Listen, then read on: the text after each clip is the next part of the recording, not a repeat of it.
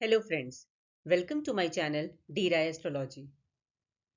जो लोग मेरे चैनल पर पहली बार आए हैं उनको मैं बताना चाहती हूँ कि अभी तक मैं अपने चैनल पर कुंडली के 12 भाव के कारक तत्व यानी कि सिग्निफिकेशंस को कवर कर चुकी हूँ। 9 ग्रहों के बारे में जानकारी दे चुकी हूँ और उन ग्रहों के दृष्टि से क्या प्रभाव होते हैं ये भी बता चुकी हूँ। तो अगर आप इंटरेस्टेड हैं तो मेरे पहले के वीडियोस को रेफर कर सकते हैं। आज का हमारा टॉपिक है कि जब पहले भाव का स्वामी यानी कि लग्नेश पंचम भाव में बैठते हैं तो क्या प्रभाव देते हैं। First Lord in fifth house. तो जब हम बोलते हैं कि प्रथम भाव का स्वामी पांचवें भाव में है तो इसका क्या अर्थ है। इसका ये अर्थ है कि जो ग्रह आपके प्रथम भाव पर शासन करता है, नियंत्रण करता है, कंट्रोल है या स्वामित्व है रखता है, वो ग्रह कुंडली के पांचवें भाव में बैठा है।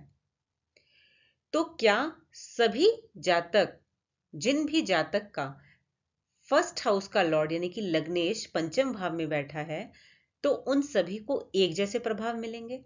नहीं, ऐसा नहीं है।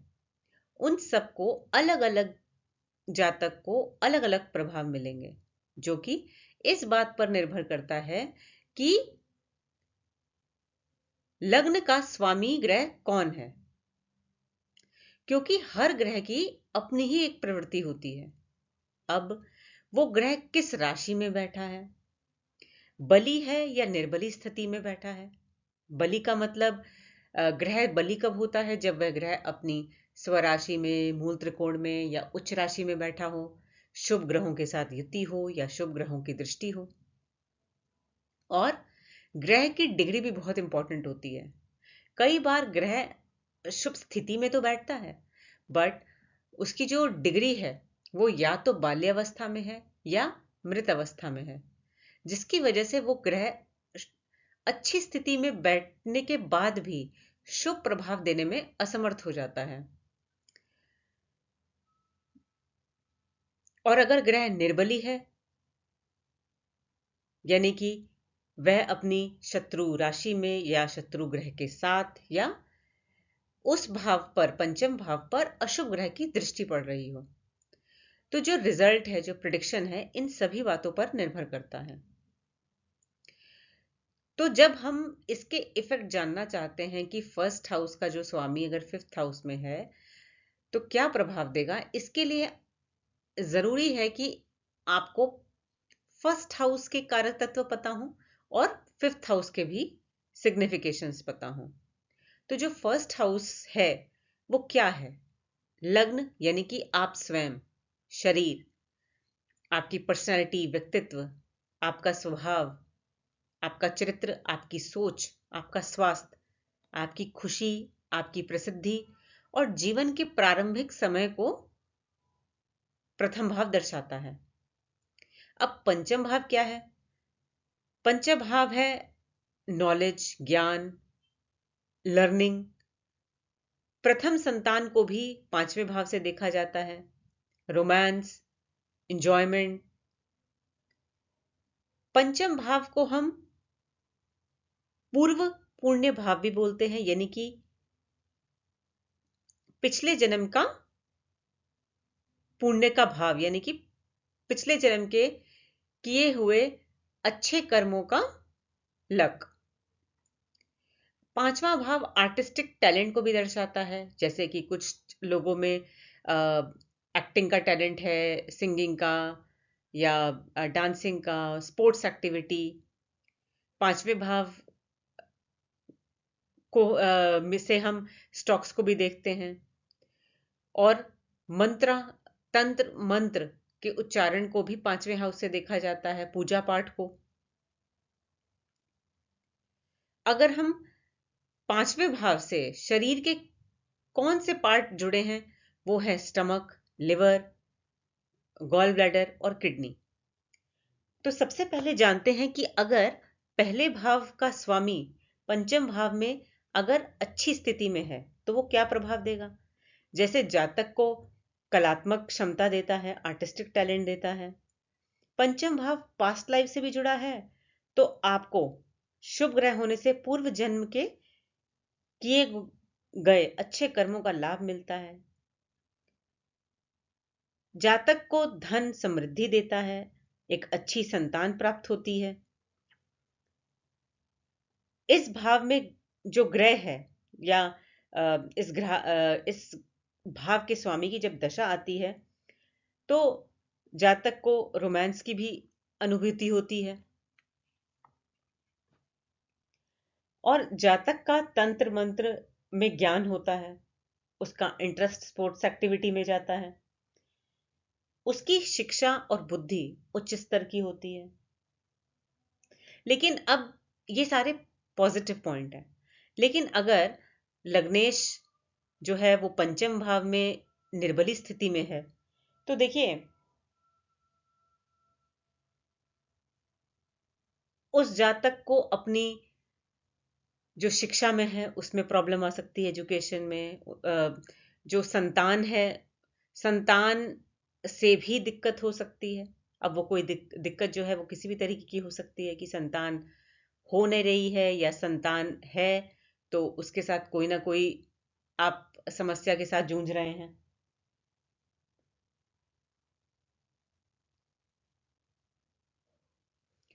तो ये सारे जो प्रभाव हैं ये नेगेटिव प्रभाव हैं अगर लग्नेश 5th हाउस में निर्बली होकर है।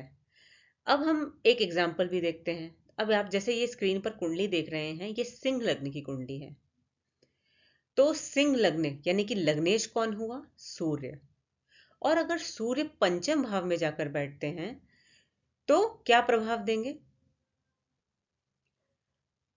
तो सूर्य जब पंचम भाव में बैठेंगे तो जो ये 9 नंबर की राशि गुरु की है, तो सूर्य अपनी मित्र राशि में बैठे हैं। देखिए यहां पर अगर सूर्य शुभ स्थिति में है, क्योंकि राशि तो मित्र है, लेकिन मान लीजिए किसी अशुभ ग्रह के साथ बैठे हैं या अपनी शत्रु ग्रह के साथ बैठे हैं या कोई अशुभ ग्रह की दृष्टि पड़ रही है तो प्रभाव अलग होंगे। लेकिन अभी के लिए मानते हैं कि यहां पर सूर्य अकेले हैं, तो अगर और किसी अशुभ ग्रह का भी प्रभाव नहीं है तो 9 नंबर उनकी मित्र राशि हुई। तो देखिए अब यहां पर स्टडी करिए कि सूर्य ग्रह की अपनी एक क्या प्रवृत्ति है। तो अगर सूर्य अच्छी स्थिति में है तो ऐसे जातक की जो इंटेलिजेंस है वो अच्छी होती है, बुद्धि के अच्छे होते हैं, उनका एजुकेशन अच्छा होता है, उनको मान सम्मान प्रतिष्ठा मिलती है, कॉन्फिडेंस अच्छा रहता है और उनकी जो संतान है वो भी तेजस्वी होती है। लेकिन देखिए अगर हम नेगेटिव प्रभाव आ जाता है पंचम भाव पर तो वहां देखिए सूर्य थोड़ा सा मेलेफिक हो जाएगा। तो वहां क्या प्रभाव होंगे? जैसे सूर्य कॉन्फिडेंस है, लेकिन कई बार फॉल्स कॉन्फिडेंस भी हो सकता है, ईगो है, ईगोइस्टिक हो सकते हैं और संतान के होने में दिक्कत हो सकती है या संतान जिसकी हो गई उसके साथ ईगो इशू हो सकते हैं। पांचवा जो हाउस है वो लव रोमांस का भी है, तो ऐसे लोगों को अपनी रोमांटिक लाइफ में दिक्कत होती है, प्रेम संबंध नहीं बन पाते। अब हम एक और एग्जांपल ले लेते हैं। ये है मिथुन लग्न की कुंडली। तो मिथुन लग्न की कुंडली में लग्नेश कौन हुए? बुध। और अगर बुध पंचम भाव में बैठ गए तो बुध तो अच्छी स्थिति में है, क्योंकि बुध तुला राशि में है जो कि मित्र राशि है। तो देखिए अगर हम पॉजिटिव पॉइंट्स की बात करें तो ऐसा जातक, बुध खुद बुद्धि के कारक हैं और अच्छी स्थिति में है, तो ऐसे जातक बहुत इंटेलिजेंट होंगे, उनकी एजुकेशन बहुत अच्छी होगी। अब जो बुध है वो लग्न को तो रिप्रेजेंट कर ही रहे हैं, चौथे भाव को भी कर रहे हैं। तो ऐसे जातक पर अपनी जो माँ का इन्फ्लुएंस है वो बहुत ज्यादा रहता है। इनकी माँ जो है इनको सपोर्ट करती हैं इनकी एजुकेशन में। और जैसे कि कहा मैंने कि 5th हाउस क्रिएटिव टैलेंट का भी है, तो ऐसे लोग के अंदर कोई आर्टिस्टिक टैलेंट हो सकता है, स्पोर्ट्स एक्टिविटी में भी जा सकते हैं। बुध एक बिजनेस प्लैनेट है, तो ऐसे लोग कोई अपना बिजनेस भी कर सकते हैं अगर अच्छी स्थिति में है बुध यहां पर तो। और बुध कारक है एक ज्योतिषी का, एस्ट्रोलॉजर का, और पांचवा हाउस है तंत्र मंत्र का। तो ये एक कंडीशन सिग्निफाई करता है कि ऐसे लोग एक अच्छे ज्योतिषी भी बन सकते हैं। लेकिन अगर ऐसी कोई कंडीशन है कि यहां पर बुध पीड़ित हो जाते हैं, तो देखिए बुध कारक है बुद्धि का, और जिस व्यक्ति की बुद्धि सही से काम नहीं कर रही हो, उसका कहीं पर भी अपना पर्सनल, करियर, प्रोफेशनल, कहीं भी किसी भी एस्पेक्ट में उसका अच्छा करना मुश्किल हो जाता है, क्योंकि बुद्धि ही सही से काम नहीं कर रही।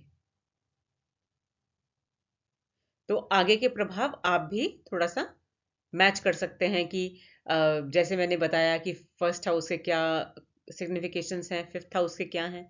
तो अगर बुध यहाँ पर नेगेटिव हो जाता है तो एजुकेशन में भी प्रॉब्लम होगी, संतान के साथ भी प्रॉब्लम होगी। तो ये सारे प्रभाव होंगे अगर फर्स्ट हाउस का लॉर्ड फिफ्थ में बैठा हो। तो मैंने आपको ये दो एग्जाम्पल के साथ समझाने की कोशिश करी है। आप अपने कुंडली पर भी लगाइए इसको, कॉन्सेप्ट को समझकर। तो नेक्स्ट वीडियो में मैं कवर करूंगी कि अगर फर्स्ट लॉर्ड सिक्स्थ हाउस में बैठा हो तो क्या प्रभाव होते हैं। तो आज के लिए इतना ही। अगर आपको मेरा वीडियो अच्छा लगा हो तो इसको लाइक करें, शेयर करें और सब्सक्राइब भी करें, ताकि जब भी मैं कोई वीडियो डालूं तो आपके पास ऑटोमेटिक अपडेट आ जाए। आज के लिए इतना ही। Thank you.